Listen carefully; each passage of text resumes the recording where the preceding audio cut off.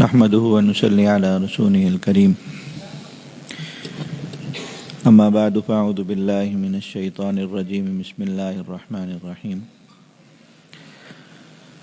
وإني سميتها مريم وإني أعيذها بك وذريتها من الشيطان الرجيم وعن أبي الدرداء رضي الله تعالى عنه قال قال رسول الله صلى الله عليه وسلم إنكم تدعون يوم القيامة بأسمائكم وأسماء آبائكم فحسنوا أسماءكم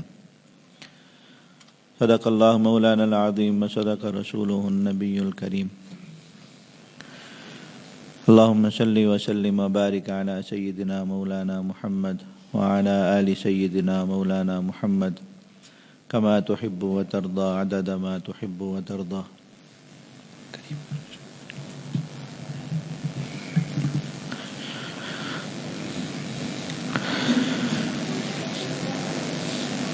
اللہ تعالیٰ نے جو دین اسلام نبی کریم صلی اللہ علیہ وسلم کے ذریعے ہمیں نصیب فرمایا، سب سے کامل، سب سے اکمل اور سب سے اتم دین،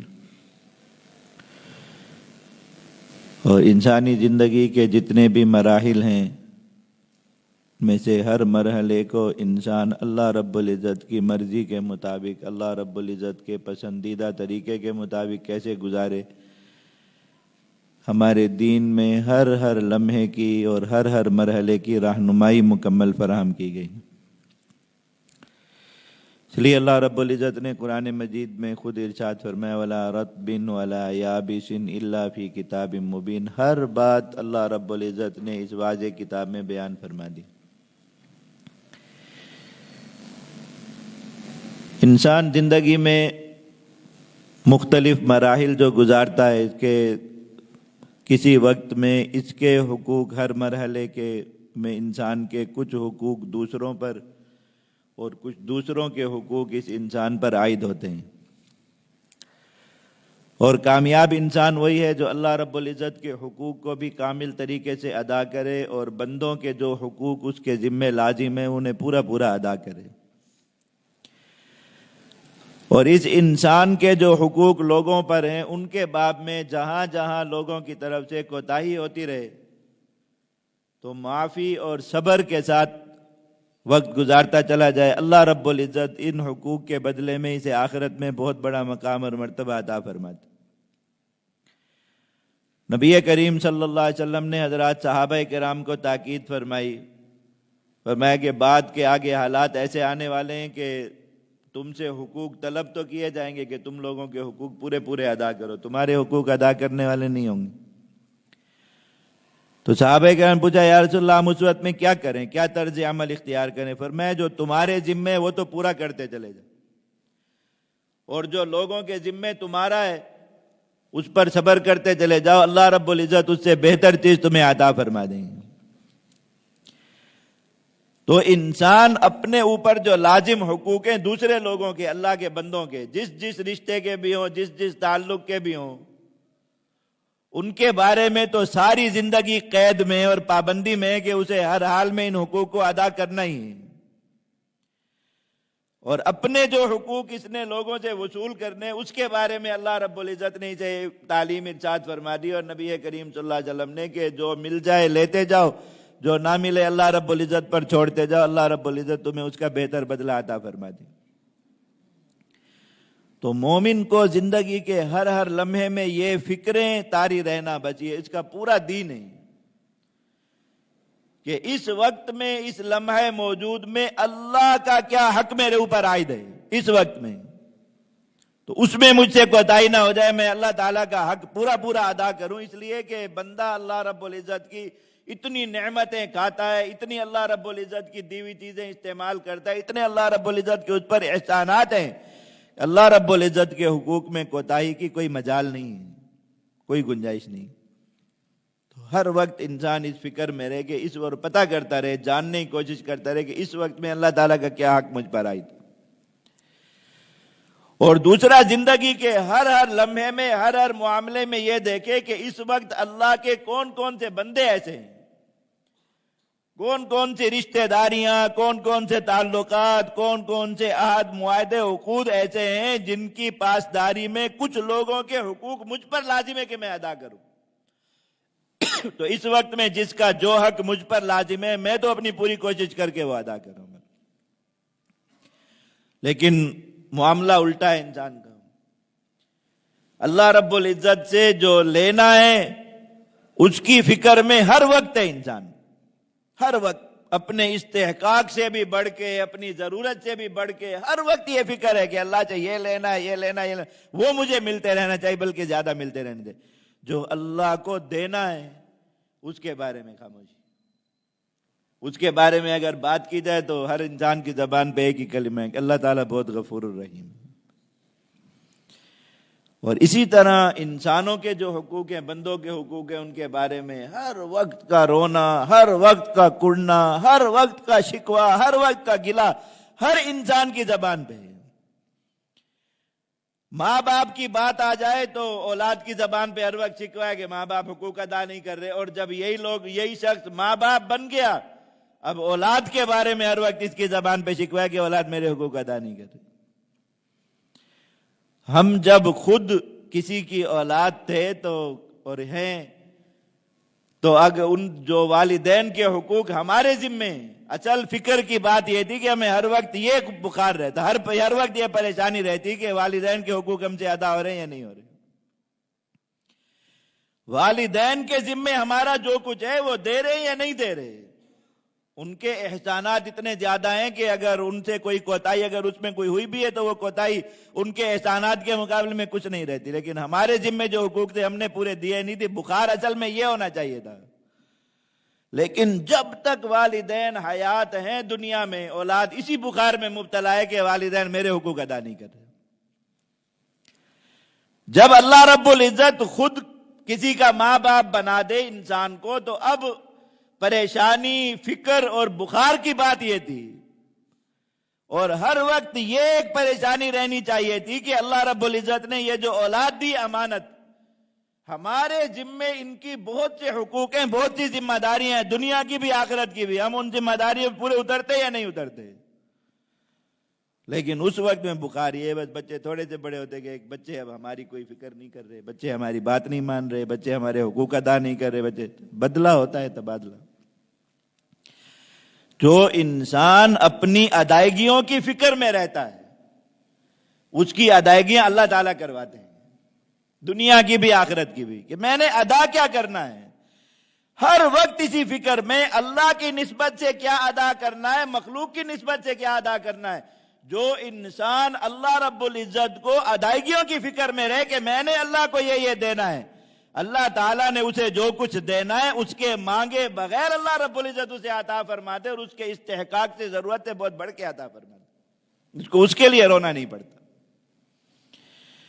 جو انسان اس فکر میں ہے کہ اللہ نے اپنے بندوں کے جو حقوق ادا کرنے میرے ذمہ لگائے، میں ان کی ادائیگی کروں ہر حال میں، بس اس میں مجھ سے کوتاہی نہیں ہونی چاہیے، اللہ رب العزت اس کے حقوق کی ادائیگی کے خود کفیل اور ذمہ دار ہیں۔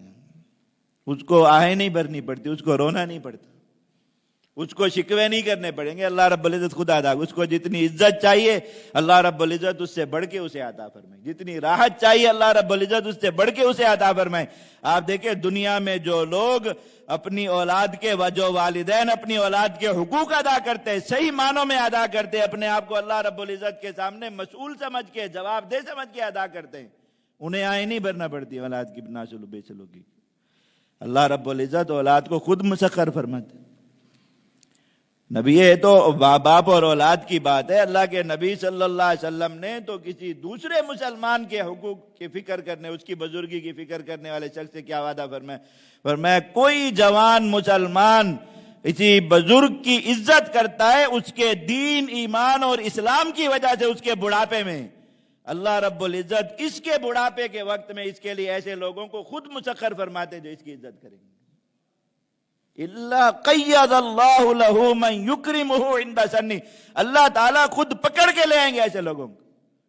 آپ دیکھیں بہت سے لوگ ہوتے ہیں اللہ والے، بزرگ اور اللہ رب العزت کے یہاں مقرب بندے، جن کی اپنی اولاد نہیں ہوتی، جو بڑھاپے میں ان کی خدمت کرے، بڑھاپے میں ان کا سہارا بنے، بڑھاپے میں ان کی ضروریات اور جو خدمات کا خیال رکھے۔ اللہ رب العزت غیروں کو لاتے ہیں اور وہ اولاد سے بڑھ کے ان کی خدمت کراتے ہیں۔ اللہ تعالیٰ کا وعدہ ہے۔ لیکن جو انسان ہر وقت وصولیوں کی فکر میں تو وصولی تو محدود ہی ملے گی بھائی، وہ پھر گنی ہوئی ملے گی بھی یا نہیں ملے گی، اس کا بھی کوئی وعدہ نہیں۔ اس لیے انسان کو ہر وقت میں اس فکر میں رہنا چاہیے کہ وہ اللہ تعالیٰ نے جو ذمہ داریاں اس پر دی ان کی ادائیگی کرے۔ تو اس میں سمجھیے کہ بہت اہم ذمہ داری وہ اولاد کی ذمہ داری والدین پر۔ یہ جو ہر ایک معاشرے کی ایک تصویر ایسی بن گئی، معاشرے کی شکل ایسی بن گئی کہ ہر شخص کے دل و دماغ میں اور زبان پہ یہ شکوہ ہے ہر وقت میں، جو بھی تھوڑی سی بڑی عمر کو پہنچا کہ اولاد اچھی نہیں رہ رہی۔ ہر آدمی ستایا ہوا، ہر آدمی تنگ، ہر آدمی اس پریشانی میں کہ جب اس کو اولاد کی ضرورت ہے اب اولاد ساتھ نہیں دے رہی، جب اس کو اولاد کی خدمت کی ضرورت ہے اولاد خدمت نہیں کر رہی، اس کو اولاد سے عزت کی ضرورت ہے اولاد عزت نہیں کر رہی، احترام نہیں کر رہی، مقام اور مرتبہ نہیں دے رہی، تو تھوڑا سا غور و فکر کرے، تھوڑا سا سوچے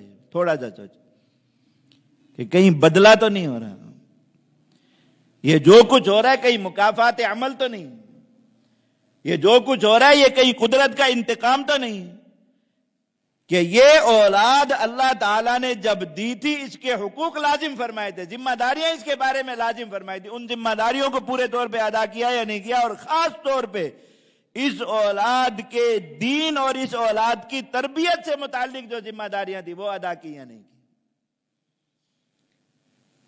اللہ تعالیٰ کی تقسیم سے، اللہ تعالیٰ کی توفیق سے آپ نہیں دیکھیں گے اس شخص کو جس نے اپنی اولاد کے بارے میں اللہ تعالیٰ کے سامنے اپنے آپ کو مسئول سمجھاؤ، جواب دہ سمجھاؤ کہ اس اولاد کی دین کی اور اس کی تربیت کی ذمہ داری اللہ رب العزت نے میرے اوپر رکھی ہے اور اللہ تعالیٰ اس کے بارے میں مجھ سے سوال کریں گے۔ جس انسان کو یہ فکر لگی ہو کہ یہ ایسا کام ہے، یہ ایسی ذمہ داری ہے جس کے بارے میں سوال بھی ہوگا، پوچھا بھی جائے گا، مسئولیت بھی ہوگی اس میں، وہ اس ذمہ داری میں کوتاہی نہیں کرتا۔ لیکن اللہ رب العزت کی جلال، اللہ رب العزت کی عظمت، اللہ رب العزت کی ہیبت، خوف اللہ رب العزت کا خشیت وہ طاری ہوتی ہے ہر اس انسان پر جو اپنے آپ کو عند اللہ کسی بھی چیز میں مسئول سمجھتا۔ اس نے مسئول سمجھا، اس نے اولاد کی تربیت کی، اس نے مسئول سمجھا، اس نے اولاد کو دین دیا، اس نے مسئول سمجھا اللہ کے اپنے آپ کو، اس نے اولاد کو اچھے اخلاق سکھائے۔ اب ایسا نہیں ہوگا کہ یہ آدمی جب اب خود حاجت میں اور ضرورت میں تو وہ اولاد جس کو اس نے دین سکھایا، وہ اولاد جس کی اس نے تربیت کی، وہ اولاد جس کو اس نے اللہ رب العزت سے ڈرایا، اب وہ آ کے اپنے والد کے حق میں کوتاہی کر رہی۔ اب ایسا نظر نہیں آئے گا کہ جو کچھ ہو رہا ہے مکافات جہاں سے شروع ہونا تھا کام، جہاں سے ابتدا تھی اس کام کی، وہاں سے غلطی کی، اب دنیا میں ہی اس چیز کا بدلہ ہو رہا۔ حضرت سیدنا عمر رضی اللہ تعالیٰ عنہ کے پاس ایک شخص آیا اور آ کے بہت زیادہ گریہ وزاری کی، رویا بہت زیادہ، اور اپنا ایک ہی بیٹا تھا اس کا، اور اس کی بدسلوکی کی شکایت کی، یہاں تک کہ کہا کہ امیر المومنین کبھی کبھار ایسا ہوتا ہے کہ میں اس کے ذات کسی بات میں اس سے کوئی مطالبہ کرتا ہوں یا کچھ بات اس سے کرتا ہوں جو تو مجھے قریب پڑی کوئی چیز اٹھا کے مار دیتا، یہاں تک معاملہ پہنچا۔ حضرت عمر رضی اللہ عنہ کو بہت جلا رہا ہے، اس کو کہا کہ فوراً اس کو لاؤ، کون سا ایسا نافرمان ہے جو اپنے والد کے اتنے حقوق نہیں جانتا ابھی اسلام کے اس زمانے میں۔ اور لڑکے کو لایا گیا، حضرت عمر رضی اللہ تعالیٰ عنہ اس کو سے بات شروع کرنے لگے، دیکھ لیا کہ حضرت عمر کے چہرے پر جلال ہے اور غصے میں ڈانٹیں گے، ہو سکتا ہے کہ سزا بھی دے دیں، تو اس نے کہا امیر المومنین پہلے میری بات سنیے۔ کہا کہ آپ نے مجھے یقیناً بلایا ہوگا کہ اس نے، میرے والد نے آپ کو آ کے شکایت کی ہوگی کہ میں اس کے حقوق ادا نہیں کرتا۔ انہوں نے کہا یہی بات ہے۔ کہا مجھے یہ بتائیے کہ جیسے اس والد کے میرے اوپر کچھ حقوق ہیں جن میں مجھ سے یقیناً کوتاہی ہو رہی ہے، کیا میرے بھی کچھ حقوق اس والد پر تھے؟ حضرت عمر نے بالکل تھے۔ نے کہا کیا حقوق تھے؟ پر میں سب سے پہلا حق تمہارے والد پر والد پر اولاد کا یہ تھا، جو ہم نے اللہ کے نبی صلی اللہ علیہ وسلم سے جو بات چھینی اور سیکھی وہ یہ تھی کہ اپنے لیے رشتہ اچھا منتخب کرتا۔ دیکھیں بات شروع کہاں سے ہو رہی ہے؟ اولاد ابھی دنیا میں آئی نہیں، ایک شخص کو خواہش ہے، فطری تقاضا ہے، طبعی تقاضا ہے کہ اس کی اولاد ہو، تو وہاں سے اولاد کا حق شروع ہو گیا کہ ماں ایسی لے کے آئے، عورت ایسی گھر میں لے کے آئے، اپنی اولاد کے لیے ذریعہ ایسی خاتون کو بنائے جس شادی کی اور جس رشتے کی اور جس تعلق کی بنیاد دین ہو۔ یہاں سے بات شروع ہو رہی ہے۔ میں دیکھو ایک اللہ کے نبی صلی اللہ علیہ وسلم نے ایک بات سمجھائی، شریعت نے ایک بات سمجھائی کہ ایک آدمی ایک خاتون کو، ایک عورت کو گھر میں لاتا ہے یہ بات جانتے ہوئے، یا خود ایسے تعلق سے معاذ اللہ گزرے ہوئے کہ دیکھا کہ اس کا کردار جو ہے وہ خراب ہے، وہ خود ہی خراب کیا ہے، شادی سے پہلے ہی پتا چل گیا کہ وہ اپنے کردار کی مضبوط نہیں ہے، کہ خود ہی اس میں ملوث ہوا، اب اس کو لے آیا اور اسی کو اپنی اولاد کے دنیا میں آنے کا ذریعہ بنایا۔ اب کہے کہ اولاد اچھی آنی چاہیے، اس آدمی کا منہ ہے یہ بات کہنے کا اللہ کے سامنے بھی۔ انسان کوئی بھی اچھی چیز حاصل کرنا چاہتا ہے تو وہ اچھے اسباب اور ذرائع سے ہی حاصل ہوتی ہے، برے اسباب اور ذرائع سے اچھی چیز حاصل نہیں ہو سکتی۔ ہر آدمی چاہتا ہے کہ اولاد اچھی سے اچھی ہونی چاہیے، سارے بچے خواجہ جنید بغدادی اور حسن بصری ہونے چاہیے میرے سامنے، نیک ہوں، صالحین ہوں، بات ماننے والے ہوں، ادب کرنے والے ہوں، احترام کرنے والے ہوں۔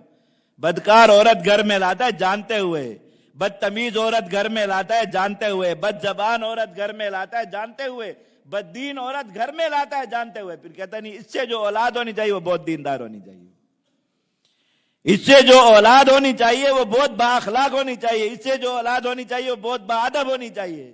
ایسے آدمی کا منہ بنتا ہے یہ بات کرنے کا۔ اب لازمی بات ہے کہ جیسا ذریعہ منتخب، جیسی مشین لگائی پروڈکشن ویسی ہی آنی ہے، ویسا ہی مال بن کے برآمد ہونا۔ اور میں کہ اولاد کا حق یہاں سے شروع ہوتا ہے ایک انسان پر، کہ گھر میں جس عورت کو لا رہا ہے اس کو اولاد کا ذریعہ بنا رہا ہے، وہیں سے یہ فکر کرے کہ اگر بری چیز لے آؤں گا اور بری عورت لے آؤں گا، بے دین عورت لے آؤں گا، ایسی عورت لے آؤں گا جو اللہ اور اس کے رسول کی فکر کرنے والی، جس کے اندر خود اللہ کا خوف نہیں، اس سے جو اولاد پیدا ہوگی وہ میں چاہوں کہ اللہ سے ڈرنے والی ہو، اللہ اور اس کے رسول کی بات سننے ماننے والی ہو، ہمارا ادب اور احترام کرنے والی ہو، تو یہ اس کی بھول ہے، ایسا نہیں ہوگا۔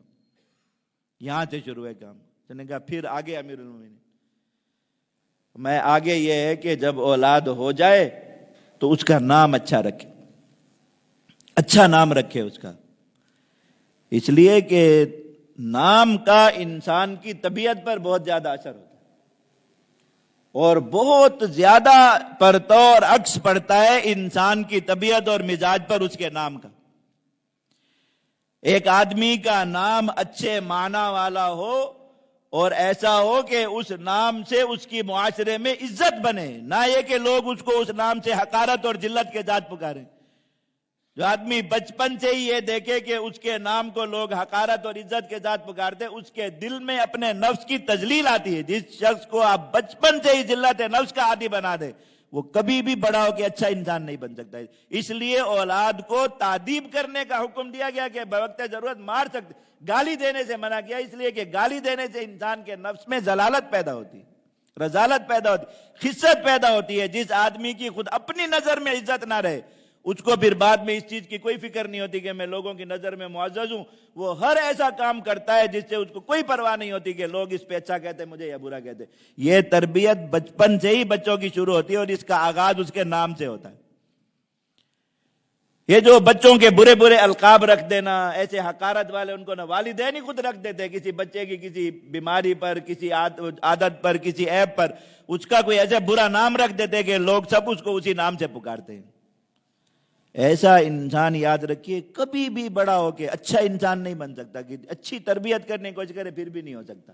اس لیے کہ عزت نفس جس انسان کے اندر بچپن سے ہی بچے کی تربیت میں یہ بات رکھی جائے، عزت نفس اس کے اندر پیدا کی جائے، وہ جب بڑا ہوتا ہے اس کو اس چیز کی فکر رہتی ہے ہمیشہ کہ میں کوئی ایسا کام کروں گا جو ذلت والا ہے، لوگوں کی نظر میں برا ہو جاؤں، وہ برے کاموں سے بچتا ہے۔ جس کو بچپن سے ہی ذلیل کرنے کا عادی بنا دیا اس کو اس چیز کی فکر سے آزاد ہو گیا کہ لوگ مجھے کیا کہیں گے، وہ ہر برائی کرے۔ لیکن یہ سب چیزیں ہیں جو سوچتے نہیں انسان۔ اللہ کے نبی صلی اللہ علیہ وسلم میں جو روایت پڑھی حدیث، فرمایا کہ قیامت کے دن تمہیں تمہارے اور تمہارے آباء و اجداد کے ناموں سے پکارا جائے گا، نام لے لے کے، فلاں ابن فلاں حاضر ہو، تو اچھے نام رکھا کرو۔ لوگ وہاں نام آ رہا ہے تو برا برا نام آ رہا ہے، کوئی ذلت والا نام آ رہا ہے، کوئی غلط معنی والا نام آ رہا ہے، اور ساری مخلوقات کے سامنے آ رہا ہے، کتنی ذلت کی بات۔ تو میں قیامت کے دن پکارے جانے، اس لیے اپنے اور اپنی اولادوں کے لیے اچھے نام منتخب کیا کرو۔ خود نبی کریم صلی اللہ علیہ وسلم نے حکم فرمایا۔ اتنا اہتمام تھا نبی کریم صلی اللہ علیہ وسلم کے ہاں اس چیز کا کہ مسلمان کا نام اچھا ہونا چاہیے، کہ کتنے صحابہ کرام کے واقعات ہیں، مشرک تھے، شرک کی حالت میں تھے، کفر کی، اللہ کے نبی صلی اللہ علیہ وسلم کی خدمت میں ایمان لانے کے لیے حاضر ہوئے، اللہ کے نبی صلی اللہ علیہ وسلم نے نام پوچھا، نام پسند نہیں آیا، کلمہ پڑھاتے ہی سب سے پہلا جو کام اللہ کے نبی صلی اللہ علیہ وسلم نے کیا، ان کا نام تبدیل فرما دیا۔ کتنے صحابہ کرام کے واقعات۔ حضرت عبداللہ ابن سلام رضی اللہ تعالیٰ نے، مشہور صحابی ہے، قرآن مجید میں ان کے بارے میں 2 آیات نازل ہوئی، اتنے بڑے شان والے صحابی، اللہ کے نبی صلی اللہ علیہ وسلم کی خدمت میں قباء میں حاضر ہوئے، ابھی حضور مدینہ نہیں تشریف لائے تھے، وہاں گئے، حضور نے نام پوچھا اور نام بتایا، حضور نے میں تمہارا نام آج سے عبداللہ ہے، انہوں نے اسی وقت اس نام کو اختیار کیا، باقی دین ان کو بعد میں سکھایا، پہلے اچھا نام دی۔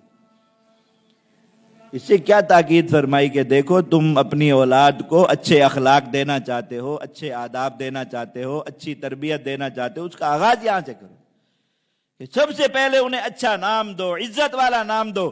اللہ تعالیٰ نے قرآن مجید میں حضرات انبیاء کرام علیہ السلام کے نام ذکر میں، خود نبی کریم صلی اللہ علیہ وسلم کا نام اللہ تعالیٰ نے پچھلی کتابوں میں کیا، کتنا عزت والا نام ان کا رکھا، احمد، سب سے زیادہ تعریفوں والے، وہ آدمی جس کی دنیا میں سب سے زیادہ تعریف کی جائے، اللہ تعالیٰ نے اپنے حبیب صلی اللہ علیہ وسلم کو یہ نام دی، اور دنیا میں ان کا کیا نام رکھوایا، ایسا نام جو اتنی وسیع عربی زبان ہے، اتنی وسیع عربی زبان، نبی کریم صلی اللہ علیہ وسلم سے پہلے کسی کا وہ نام نہیں رکھا گیا پورے عرب میں، اللہ تعالیٰ نے آپ کے بڑوں کے دل میں ڈالی کہ میرے محبوب کا یہ نام ہونا چاہیے۔ کیسا پیارا نام ہے محمد، ایسی ذات جس کی ہر وقت تعریف کی جائے، تعریف کی جائے، تعریف۔ نام کوئی نعت بنا دیا اللہ تعالیٰ نے۔ کس چیز کی تعلیم دے رہے اللہ تعالیٰ خود، بچوں کے نام اچھے رکھو، یہیں سے ان کی جو ہے وہ طبیعت سازی کا آغاز ہوگا، یہیں سے ان کی تربیت کا آغاز ہوگا، یہیں سے ان کی اچھائی کا آغاز ہوگا کہ اچھا نام ان کا رکھو۔ اور اللہ کے نبی صلی اللہ علیہ وسلم اچھے نام بتائے، فرمایا دیکھو اللہ تعالیٰ نام وہی انسان کے لیے، کسی بھی ذات کے جو مناسب ہے، جو اچھا ہو۔ اللہ تعالیٰ نے اپنے نام ذکر میں خود کیا فرمایا، وَلِلَّهِ الْأَسْمَاءُ الْحُسْنَى، اللہ تعالیٰ کے پیارے پیارے نام ہیں، اچھے اچھے نام ہیں۔ فرمایا دیکھو اتنے اللہ تعالیٰ کے نام ہیں، سارے انسان اللہ کے بندے ہیں، اللہ تعالیٰ کے ان ناموں کے ساتھ عبدیت کے لاحقے لگاتے جاؤ۔ فرمایا سب سے پیارے نام تو یہی اللہ کے نبی صلی اللہ علیہ وسلم میں، عبداللہ، عبد الرحمن، عبد الغفار، عبد القادر، جو بھی اللہ تعالیٰ کے نام ہے اس کے ساتھ عبدیت لگاتے جاؤ۔ فرمایا سب سے پیارے نام یہ۔ اس کے بعد فرمایا کہ اللہ تعالیٰ کے انبیاء کے ناموں پر نام رکھو۔ قرآن مجید میں 25 انبیاء کرام علیہ السلام کے نام اللہ تعالیٰ نے ذکر فرمائے۔ کچھ نام انبیاء کرام علیہ السلام کے احادیث مبارکہ میں آئے ہیں، اتنے سارا ذخیرہ وہ ہے۔ پھر جو ہے وہ حضرات صحابہ کرام کے نام، وہ نام جو لوگوں کے اللہ کے نبی صلی اللہ علیہ وسلم نے خود رکھے۔ ایک اللہ کے نبی صلی اللہ علیہ وسلم نے عبداللہ نام رکھا، عبد الرحمن نام رکھا، اپنا بیٹا پیدا ہوا نبی کریم صلی اللہ علیہ وسلم نے ابراہیم نام رکھا، فرمایا کہ میں نے اپنے والد حضرت ابراہیم علیہ السلام کے نام پہ اس کا نام رکھا۔ اور پھر اسی طرح حضرت علی رضی اللہ تعالیٰ عنہ جب یہ حضرت حسن پیدا ہوئے تو انہوں نے ان کا نام رکھا ہوتا حرب۔ حرب کا معنی ہوتا ہے بہت جنگجو آدمی، یعنی جو جنگ ہی جنگ ہو، سراپا۔ حضرت علی رضی اللہ عنہ خود چونکہ بہادر جنگجو شاہ سوار دلیر آدمی تھے، انہوں نے کہا اولاد کے نام بھی ایسے ہونے چاہیے۔ اللہ کے نبی صلی اللہ علیہ وسلم تشریف لائے، پوچھا علی بیٹا ہوا کیا نام رکھا؟ انہوں نے کہا رسول اللہ میں نے حرب نام رکھا۔ میں نے اس کا نام حسن، پیارا۔ حسن کا معنی خوبصورت، پیارا۔ اللہ کے نبی صلی اللہ علیہ وسلم کے نواسے ہیں، اللہ کے نبی صلی اللہ علیہ وسلم کی اولاد ہیں، اللہ کے نبی صلی اللہ علیہ وسلم کی ان سے نسل چلنی، یہ نام ہونا چاہیے۔ پھر حضرت حسین رضی اللہ عنہ پیدا ہوئے تو انہوں نے پھر وہی نام رکھ دیا۔ حضور تشریف لائے، پوچھا علی بیٹے ہوئے مبارک کو کیا نام رکھا؟ میں حرب نام رکھا، میں اس کا نام حسین۔ تیسرے بیٹے پیدا ہوئے، حضرت علی نے پھر وہی نام رکھ دیا کہ شاید اب گنجائش ہو۔ حضور تشریف لائے، پوچھا، انہوں نے کہا حرب نام رکھا، میں نے اس کا نام محسن۔ تو اللہ کے نبی صلی اللہ علیہ وسلم نے اچھے معنی والے نام کو اختیار فرمایا ان کے لیے. یہ طبیعت پر اثر پڑے گا اس چیز کا, اور مزاج پر اثر پڑے گا اس چیز کا. یہ موطا امام مالک میں روایت ہے, آپ اس سے اندازہ لگائیں اللہ کے نبی صلی اللہ علیہ وسلم کی حساسیت کا. نبی کریم صلی اللہ علیہ وسلم کسی صحابی کے گھر گئے, اور بھی کئی صحابہ کا مجمع تھا, کوئی دعوت تھی, تو انہوں نے دودھ والی بکری لا کے باندھ دی قریب. اللہ کے نبی صلی اللہ علیہ وسلم دیکھا بکری ہے, تھنوں میں دودھ بھی ہے, آپ کو بکری کا دودھ بہت مرغوب تھا, تو آپ کا دل ہوا کہ میں اس کا دودھ پیوں. تو آپ نے کہا کہ کوئی تم میں سے کون آدمی اس کا دودھ دوئے گا؟ تو ایک صحابی کھڑے, انہوں نے کہا یا رسول اللہ میں دوتا ہوں. دونوں میں تمہارا نام کیا ہے؟ انہوں نے کہا میرا نام ہے مرہ. مرہ کا معنی ہوتا ہے شدید کڑوی چیز. عرب اس طرح نام رکھتے تھے بچوں کے مختلف اپنے اس سے. تو دونوں میں تم بیٹھ جاؤ. پھر دوسرا صحابی کھڑے, انہوں نے کہا یا رسول اللہ میں نکال دیتا ہوں. تو حضور میں تمہارا نام کیا ہے؟ انہوں نے کہا میرا نام ہے حرب. تو حضور میں تم بھی بیٹھ جاؤ. پھر تیسرے صحابی کھڑے ہوئے, انہوں نے کہا یا رسول اللہ مجھے حکم کرے میں نکال دوں. میں تمہارا نام کیا؟ انہوں نے کہا میرا نام ہے یعیش. یہ جو یحییٰ نام ہے حضرت اللہ تعالیٰ کے نبی ہے, یا اسی کا معنی ہے عربی میں یعیش, دوسرا کہ لمبی زندگی والا. حضور میں تم نکال. دیکھو وہ بھی صحابی ہیں, وہ بھی صحابی ہیں, وہ بھی صحابی ہیں. اللہ کے نبی صلی اللہ علیہ وسلم نام پوچھ لے تو پسند نہیں فرمایا کہ اب ایک آدمی کا نام کیا ہے کوڑا کڑوا, وہ دودھ کو ہاتھ لگائے, تو پسند نہیں فرمایا اس چیز کو. تعلیم کیا ہے اس چیز کی ہے, دیکھ کہ نام اچھا ہونا چاہیے انسان کا.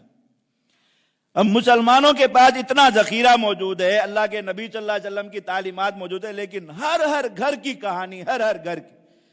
بچہ پیدا ہو جائے پورے خاندان کو بخار ہے, بچے کا نام کیا رکھنا ہے. مسلمان اسلام اور مسلمان اتنی کوئی قحط پڑ گیا ناموں کا کہ مہینے گزر جاتے, بعض بچوں کا نام نہیں رکھا ہوا ہوتا, جس کوئی نام پسند نہیں آ رہا خاندان میں.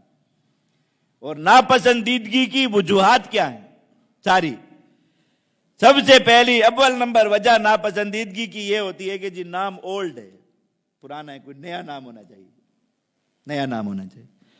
وہ نئے کے چکر میں ایسے نام رکھ رہے ہیں, ایسے نام رکھ رہے ہیں, اللہ معاف فرمائے. پھر بچے کا نام رکھ لیتے ہیں, تو اب بچہ ہو گیا 8 سال کا, 10 سال کا. مطلب کل پرسوں کی بات ہے, مجھے ایک صاحب نے فون کر کے مسئلہ کہا کہ ہم نے بچی کا نام رکھا تھا یہ, اب کسی نے بتایا کہ اس نام کا تو کوئی معنی ہی نہیں ہے, تو ہم اس کا نام تبدیل کر دیں. میں نے کہا آپ کی بچی کی عمر کیا ہے؟ کہہ رہے 23 سال. 23 سال ان کو یہ خیال نہیں آیا کہ ہم نے ایسا نام رکھا ہے فضول جس کا کوئی معنی نہیں. 23 سال بس کیا تھا کہ وہ کسی ڈائجسٹ میں نظر پڑا, وہ لگا کہ بھئی نیا نام ہے, اچھا نام, بس وہ رکھ دے. ایک عرب عالم ہے سعودیہ میں, وہ مسجد نبوی میں درس دیتے ہیں, تو انہوں نے کہا کہ وہ لوگ وہ بھی اس چیز پر بیان فرما رہے تھے ان کے درس میں. کہا کہ لوگوں میں عجیب رواج آ گیا کہ بس بالکل نیا نام ہونا چاہیے, اور عجیب معنی لکھے ہوئے ہیں جو ہم نے کبھی عربی زبان میں سنے بھی نہیں, اور عرب لوگ ایسے نام رکھنے. کہا ایک آدمی میرے پاس آیا تو اس نے کہا کہ میں نے اپنی بیٹی کا یہ نام رکھا ہے. میں نے کہا اس نام کا مطلب کیا ہے؟ تو اس نے اتنا لمبا مطلب بتایا کہ کوئی پہاڑ پر کھلنے جو ہے وہ مہینے میں ایک مرتبہ, سال کے ایک مہینے میں ایک پھول کھلتا ہے, اس کا یہ نام ہے. کہا ایسے 2-3 واقعات ہوئے. تو کہا ایک مرتبہ ایک شخص میرے پاس آیا, اس نے مجھے کہا کہ میں نے بچی کا یہ نام رکھا ہے. اب کہا کہ میں عرب کی لغات میں ڈھونڈ رہا ہوں, تو مجھے اس کا کہیں مطلب نہیں مل رہا, بس نام میں نے رکھ لیا, تو آپ اس کا نام کا مطلب مجھے بتا دیں.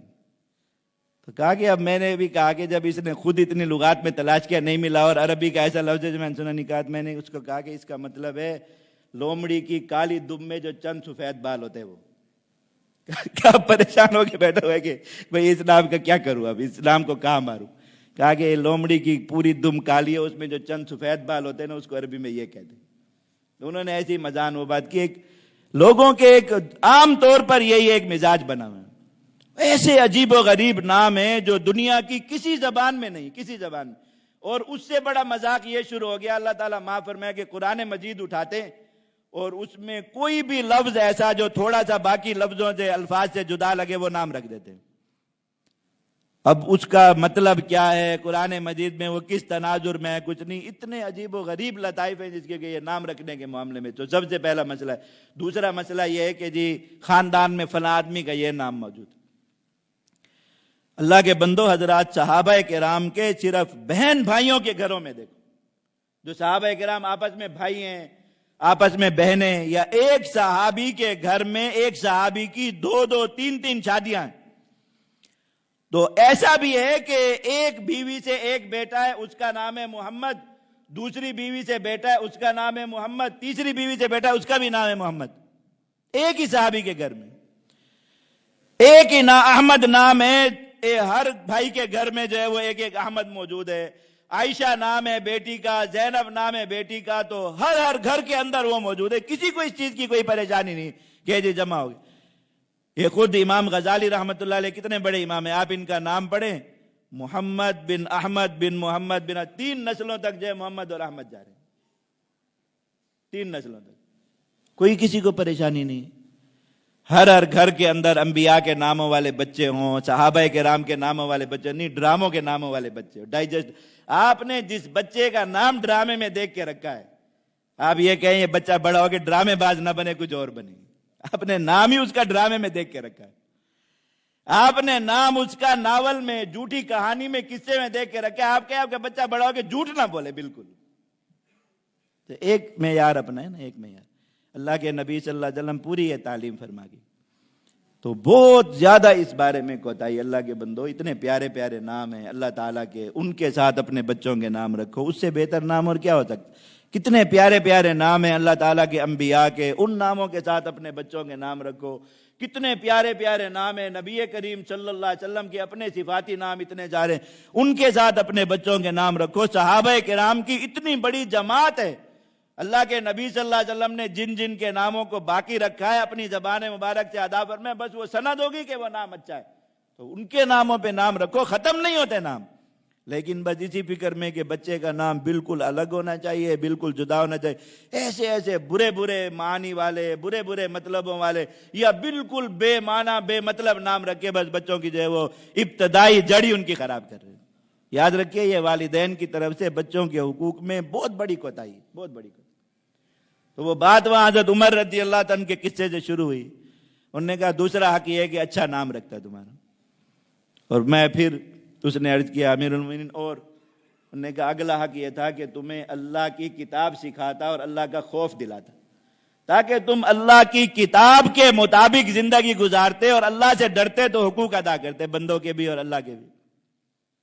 اس نے کہا امیر المومنین میری بات سنیے، میرے باپ نے جس عورت کو میری ماں بنانے کے لیے پسند کیا وہ مسلمان ہی نہیں، وہ مجوسی عورت ہے اور ایک مجوسی کی بیوی تھی. یہ اس پر عاشق ہو گیا تو زبردستی اس سے طلاق دلا کے اس نے شادی کی. میں اس عورت سے پیدا ہوا ہوں. دوسری بات یہ تھی کہ میرا نام اچھا رکھتا ہے، اس نے میرا نام رکھا ہے جول. جول کہتے ہیں لال بیگ کو عربی میں. کہا کہ میں جب پیدا ہوا تو تھوڑا سا میلا کچیلا اور ایسے حیت اچھی نہیں تھی، تو اس نے حقارت سے میرا نام لال بیگ رکھا. اب بچپن سے لوگ مجھے اسی نام سے پکارتے ہیں اور میری حقارت اور ذلت کرتے. کہا جب میں سمجھدار ہوا مجھے پتا چلا کہ میرے نام کا یہ مطلب ہے. دنیا کا کوئی انسان مجھے جب اس نام سے پکارتا ہے میرے دل سے اس باپ کے لیے نفرت کی اور گالی کی آ نکلتی ہے کہ اس نے میرے لیے ذلت کا ایسا مستقل سامان کیا ہے جو ساری زندگی ایک ایک لمحے کے لیے میرے ساتھ لگا ہوا ہے. اور آپ نے اگلی بات فرمائی کہ یہ مجھے کوئی تعلیم دیتا، اللہ کا کوئی حکم سکھاتا، قرآن و حدیث کی کوئی تعلیم دیتا، اللہ کا خوف دلاتا، بتاتا. کوئی ضروری نہیں ہر بندہ اپنے بچے کو عالم بنائے، مولوی بنائے، کسی نے کبھی کہا بھی نہیں یہ کرے. لیکن جتنا بنیادی دین ہر مسلمان کے لیے سیکھنا ضروری ہے. یاد رکھیے اللہ کے نبی صلی اللہ علیہ وسلم نے فرمایا کہ کلکم راعٍ وکلکم مسئول عن رعیتہ. تم میں سے جو شخص جس پر ذمہ دار بنایا گیا قیامت کے دن اس سے اس کی مسئولیت کے بارے میں سوال ہوگا کہ اس نے حقوق ادا کیے نہیں کیے. اور پھر تاکید کے ساتھ فرمایا کہ الوالد راعٍ فی بیتہ. والد اپنی ساری اولاد کا ذمہ دار ہے کہ جو اللہ کا لازمی دین تھا وہ اس نے ان کو سکھایا یا نہیں سکھایا. اس چیز کی اس سے مسئولیت ہے، سوال ہے. اللہ تعالیٰ یہ نہیں پوچھیں گے آپ سے کہ آپ نے اپنے بچے کو مولوی بنایا یا نہیں بنایا. یہ ایک سوال نہیں، اس لیے کہ لازم نہیں فرمایا. آپ نے اپنے بچے کو نماز سکھائی یا نہیں سکھائی، اللہ تعالیٰ یہ پوچھیں گے. آپ پر جس عمر میں بچے کو مسجد میں لے جانا لازم ہوا تھا کہ آپ بحیثیت والد، اب آپ کا بچہ 10 سال کا ہو گیا، وہ نماز نہیں پڑھتا تھا، اب اس کو ڈرا کے پڑھاؤ، اس کو ہلکی پھلکی سزا دے کے پڑھا، اس کو تادیب کر کے پڑھا. آپ نے یہ کیا یا نہیں کیا، اللہ تعالیٰ اس کے بارے میں ضرور پوچھیں گے. آپ بھی اپنے رونے جا کے لے کے کھڑے ہو جائیں میری اولاد نے میرے ساتھ ایسے کیا، اللہ تعالیٰ اولاد سے پوچھیں تم نے والد کے ساتھ ایسے کیا، والد سے نہیں پوچھیں گے کہ اس نے اولاد کے ساتھ کیا کیا۔ تو کہا اس سے پوچھیں، اس نے مجھے کبھی بتایا کہ نماز بھی پڑھنی ہوتی ہے، اس نے مجھے کبھی بتایا کہ اللہ کا دین یہ ہے، اللہ کا قرآن یہ ہے، اس نے آپ کے سامنے آپ اس سے پوچھیں۔ تو حضرت عمر رضی اللہ تعالیٰ عنہ اس کے والد کی طرف متوجہ ہوئے، فرمایا کہ اس نے تیرے حقوق کی پامالی بعد میں کی، یہ تیرا نافرمان بعد میں بنا، تو اس کا نافرمان پہلے ہے، یہ بعد میں تیرا مجرم ہے، تو پہلے اس کا مجرم ہے، چلا جا یہاں سے قبل اس کے کہ میں تجھ پہ اپنا کوڑا اٹھا۔ اس کے والد کو ڈانٹ کے بغیر کہ اب تو کس منہ سے شکایت لے گیا، تو نے اس کے لیے اچھا سبب منتخب نہیں کیا، تو نے اس کو اچھا نام نہیں دیا، عزت والا احترام نہیں دیا اس کو، تو نے اس کو دین نہیں دیا، تو نے اس کو شعور نہیں دیا اللہ رب العزت کے حقوق کا بندوں کو، اب تو کس منہ سے یہ سوال کرنے کے لیے ہے کہ تیری اولاد تیرا خیال نہیں کرتی۔ وہ اللہ کے بندوں ناموں کی فکر سے نکلو، اللہ تعالیٰ اولاد عطا فرمائے، بیٹیاں بیٹے عطا فرمائے، پوتے پوتیاں عطا فرمائے۔ اسلام میں نام کا مسئلہ بہت ہی آسان ہے، بہت زیادہ اچھا یہ نام ہے، ان کے علاوہ بھی کوئی ضروری نہیں کہ اللہ کے ناموں پر رکھا جائے، انبیاء کے ناموں پر رکھا جائے، کوئی بھی ایسا نام جس کا معنی اچھا ہونا معلوم ہو، تو اس چیز کی وجہ سے اس کو رد کر دینا جی پرانا نام ہے۔ اور دو انسان بھی تو سارے پرانے حلیے میں ہی پیدا ہو رہے ہیں، اب آپ پھر ایسی کوشش کریں کہ ایسے بچے پیدا کریں جن کا ناک آگے کی بجائے پیچھے ہو، کہ یہ حلیہ تو اولڈ ہو گیا، یہ 2 کانوں والی جو مخلوق ہے یہ تو اولڈ ہو گئی، کوشش کریں کہ 3 کانوں والے بچے پیدا کریں یا 4 ٹانگوں والے بچے پیدا، جب اللہ تعالیٰ نے ان کی شکل وہی باقی رکھی ہوئی ہے، انسان کا حلیہ اولڈ نہیں ہوا، وہ ہمیشہ کے لیے تازہ ہے، تو ناموں سے بھی کوئی فرق نہیں پڑتا۔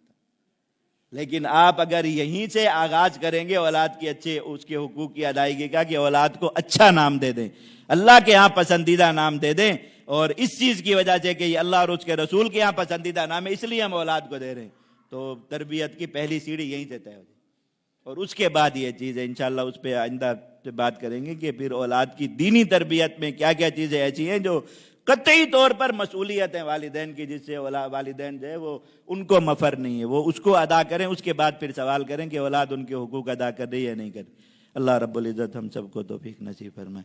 وآخر دعوانا الحمدللہ رب العالمین۔